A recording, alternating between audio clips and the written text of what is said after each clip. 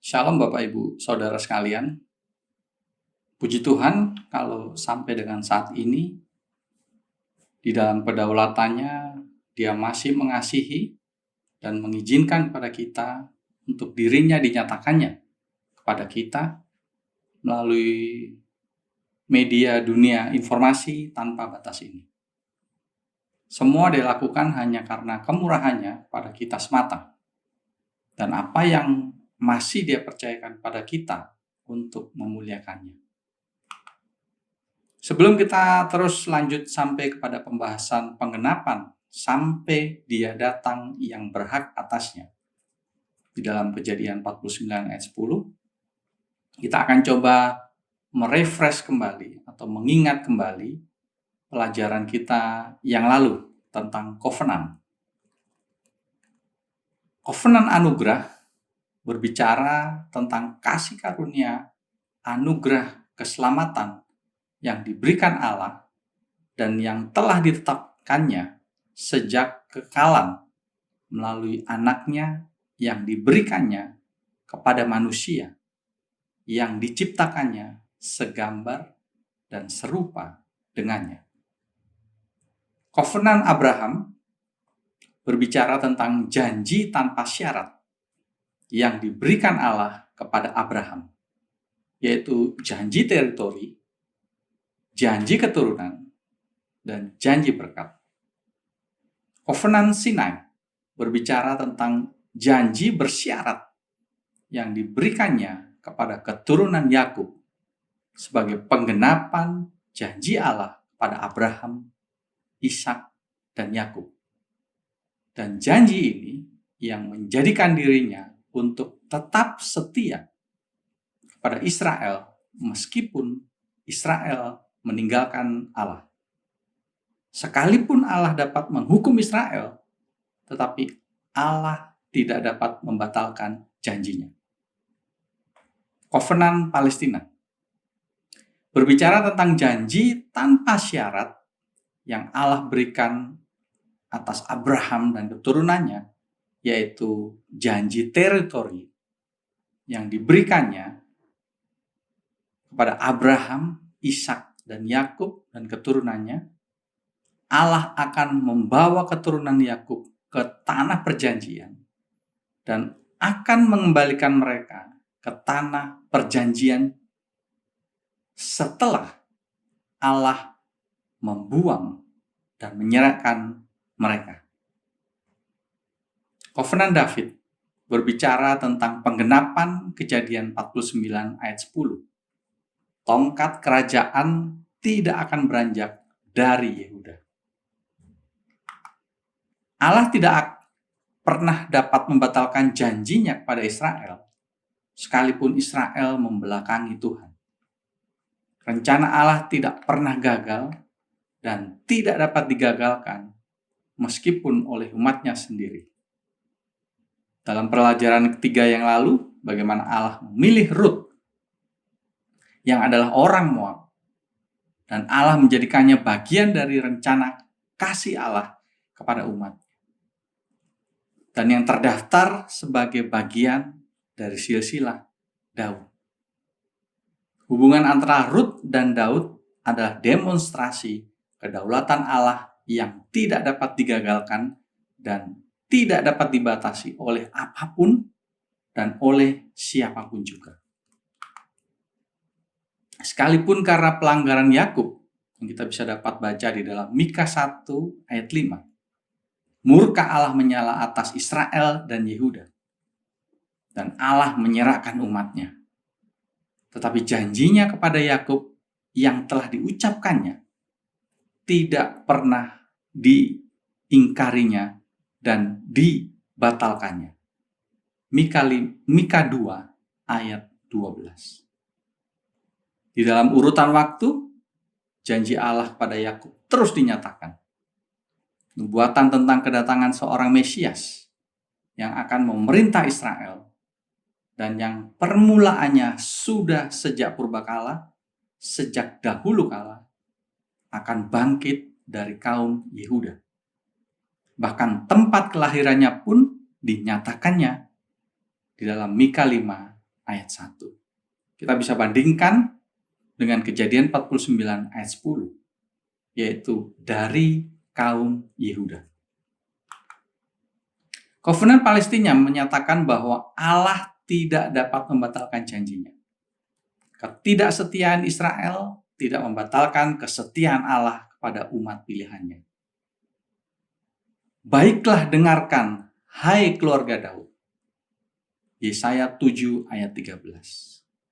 Sesungguhnya seorang perempuan muda mengandung dan akan melahirkan seorang anak laki-laki. Dan ia akan menamakan dia Immanuel. Yesaya 7 ayat 14. Nubuatan tentang Mesias sebagai bagian dari karya penyelamatan Allah yang sudah ditetapkannya sejak dari kekekalan karena kasih-Nya kepada manusia sebagai ciptaan yang diciptakan menurut gambar dan rupa Allah. Hal ini terus dinyatakan dan digenapi dalam urutan waktu. Bandingkan kata keluarga Daud di dalam Yesaya 7 ayat 13 dengan tongkat kerajaan tidak akan beranjak dari Yehuda di dalam Kejadian 49 ayat 10 dan keluarga dan kerajaanmu akan kokoh untuk selama-lamanya. 2 Samuel 7 ayat 16. Bandingkan juga anak laki-laki dan ia akan menamakan dia Immanuel di dalam Yesaya 7 ayat 14. Dan keturunan perempuan itu yang berjenis maskulin dan berbentuk tunggal di dalam Kejadian 3 ayat 15. Sekalipun Israel mengingkari janjinya kepada Allah, tetapi Allah tidak dapat mengingkari janjinya kepada Israel dan keturunan Daud. Sesungguhnya waktunya akan datang. Yeremia 33 ayat 14. Bandingkan dengan sampai dia datang yang berhak atasnya. Kejadian 49 ayat 10. Hal ini menyatakan suatu waktu yang telah ditetapkan Allah untuk dilaksanakannya. Aku akan menumbuhkan tunas keadilan bagi Daud. Yeremia 33 ayat 15. Perhatikan kata tunas yang menggunakan huruf kapital. Jenisnya adalah maskulin, bentuknya adalah tunggal. Bandingkan dengan keturunan perempuan itu yang berjenis maskulin dan berbentuk tunggal di dalam Kejadian 3 ayat 15. Dan tongkat kerajaan tidak akan beranjak dari Yehuda. Kejadian 49 ayat 10 dan 2 Samuel 7 ayat 16. Keturunan Daud tidak akan terputus duduk di atas tahta kerajaan kaum Israel. Yeremia 33 ayat 17. Bandingkan dengan Kejadian 49 ayat 10 dan 2 Samuel 7 ayat 16. Sampai pada akhirnya janji Allah tersebut digenapi sampai dia datang yang berhak atasnya. Di dalam Injil Matius 2 ayat 1 dikatakan di Bethlehem. Matius 2 ayat 4 sampai 6 di Bethlehem dan yang dinyatakan oleh imam kepala, ahli Taurat, bangsa Yahudi ayat kelima. Perhatikan ayat 4 dan penjelasan mereka yang menyatakan di dalam ayat ke-6. Perhatikan silsilah Yesus, anak Daud, anak Abraham, anak Ishak, anak Yakub, dan nama Rut muncul di ayat kelima. Kita bandingkan dengan Mika 5 ayat 1 sampai 2. Hai Bethlehem, seorang yang akan memerintah Israel. Rut 4 ayat 18 sampai 22. Silsilah Daud dari garis Yehuda. Sampai pada akhirnya janji Allah tersebut digenapi sampai dia datang yang berhak atasnya di dalam Injil Lukas 2 ayat 4 sampai 6. Bethlehem, kota Daud, Yusuf keturunan Daud. Pada ayat keempat, dan tibalah waktunya bagi Maria untuk bersalin ayat ke-6. Perhatikan penjelasan Gabriel tentang kelahiran Yesus di dalam Lukas 1 ayat 26 sampai 38. Keluarga Daud ayat 27. Seorang anak laki-laki ayat 31. Anak Allah, takhta Daud ayat 32. Raja atas kaum keturunan Yakub sampai selama-lamanya dan kerajaannya tidak akan berkesudahan. Ayat 33. Bandingkan dengan Yesaya 7 ayat 13. Di situ ada kata keluarga Daud. Yesaya 7 ayat 14 dinyatakan seorang perempuan muda mengandung seorang anak laki-laki.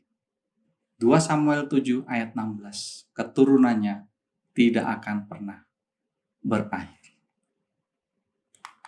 Baik, sampai di sini pembahasan kita untuk saat ini.